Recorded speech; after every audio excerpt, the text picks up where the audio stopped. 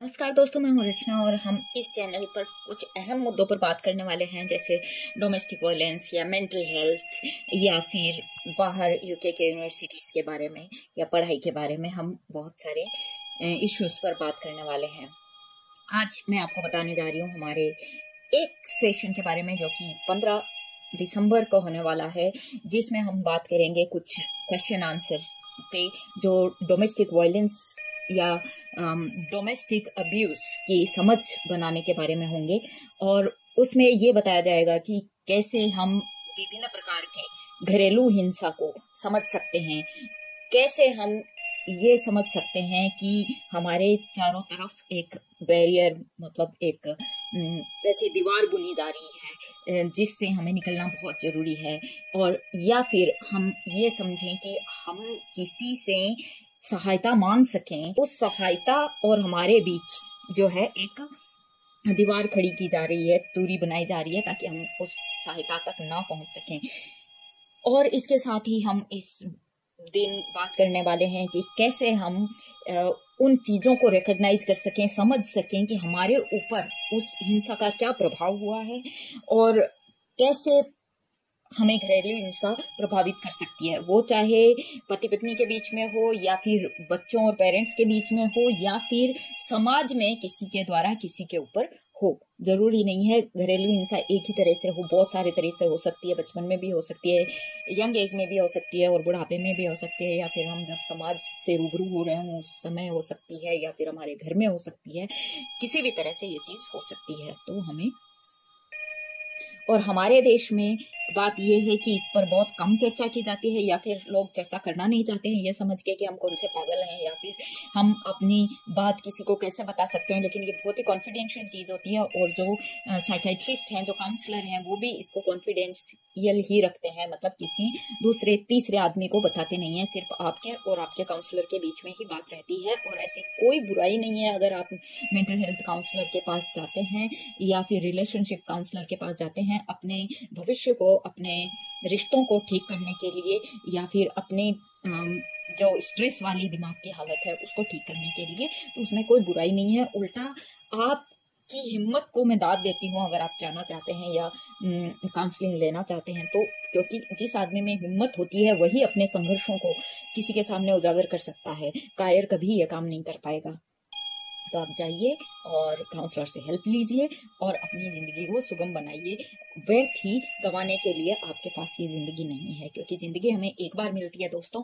और इसको जितने अच्छे तरीके से हम, जितने दबाव रहित तरीके से हम खुशी से जी सकें, छोटी छोटी खुशियों को हमें जीने की जरूरत है। क्योंकि ऐसा कभी नहीं होता है कि हाँ ये दिन तो परफेक्ट होगा, इस दिन तो लाइफ में कोई कमी नहीं होगी, मेरा पूरा परिवार होगा और हर तरह हर खुशी मेरे पास होगी। ऐसा कभी नहीं होता है। या तो हमारे परिवार का कोई सदस्य नहीं होता है हमारे साथ, या फिर हमारी जीवन में कुछ और कमी हो जाती है। तो कुछ ना कुछ चलता ही रहता है। कभी भी वो सो कॉल्ड परफेक्ट वाला दिन आता नहीं है जिंदगी में। इसलिए छोटी छोटी चीजों को और छोटी छोटी खुशियों को जीना सीखें। और हमारे परिवार के जो सदस्य हैं, अपने जो आपकी केयर करते हैं, जो आपको प्यार करते हैं, आपके माता पिता हैं, भाई बहन हैं, दोस्त हैं, उन सबके साथ आप, पति पत्नी है, बच्चे हैं, उनके सबके साथ आप हंसी खुशी जब भी वक्त मिले जीना सीखें। उसके बाद हम बात करने वाले हैं कैसे हम घरेलू हिंसा को समझें और कैसे उसके बारे में रिस्पॉन्ड करें, जिसमें हम बात बताएंगे डोमेस्टिक वायलेंस क्या है, उसमें कोर्सिव कंट्रोल क्या होता है, या कंट्रोलिंग बिहेवियर क्या होता है, या स्टॉकिंग क्या होता है, मतलब पीछा करना क्या होता है, किसी को नियंत्रित करना क्या होता है, या फिर किसी के साथ को चंगुल में फंसाने वाला व्यवहार वो क्या होता है, और इसका क्या प्रभाव होता है यंग लोगों पर या बच्चों पर या फिर बड़े लोगों पर, और समाज पर क्या प्रभाव होता है। घरेलू हिंसा जो है, वो जो अब्यूजर होता है, जो हिंसा करने वाला आदमी होता है, जो शोषक होता है, उसके नजरिए से घरेलू हिंसा क्या है उसको भी हमें समझने की जरूरत है कि वो ऐसा क्यों कर रहा है।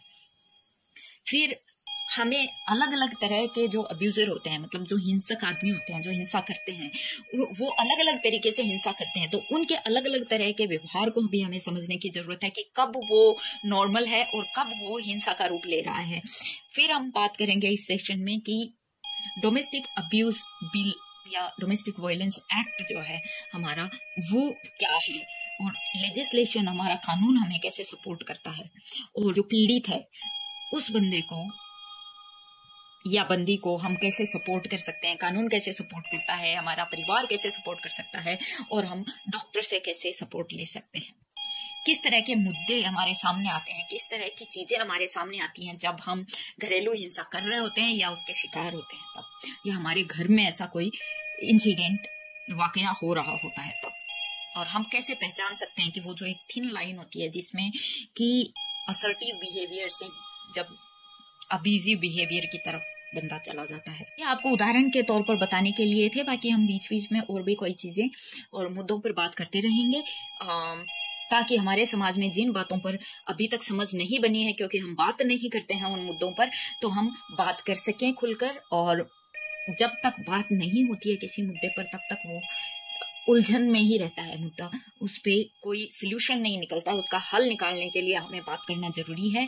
और आजकल जो है समाज में हिंसा बढ़ती जा रही है, तो इस तरफ हमें ध्यान देने की जरूरत है कि हमारे बच्चे, हमारे परिवार का कोई सदस्य अपने जीवन में ऐसी चीजों से अगर गुजर रहा है तो हम उसको समझें, उसका साथ दें और उसको अकेला ना छोड़ें, ताकि वो अपनी जिंदगी से हाथ धोने के बजाय उससे संभल सके, उससे वापस उबर सके और अपना जीवन जी सके यथा योग्य तरीके से। तो मिलते हैं दोस्तों।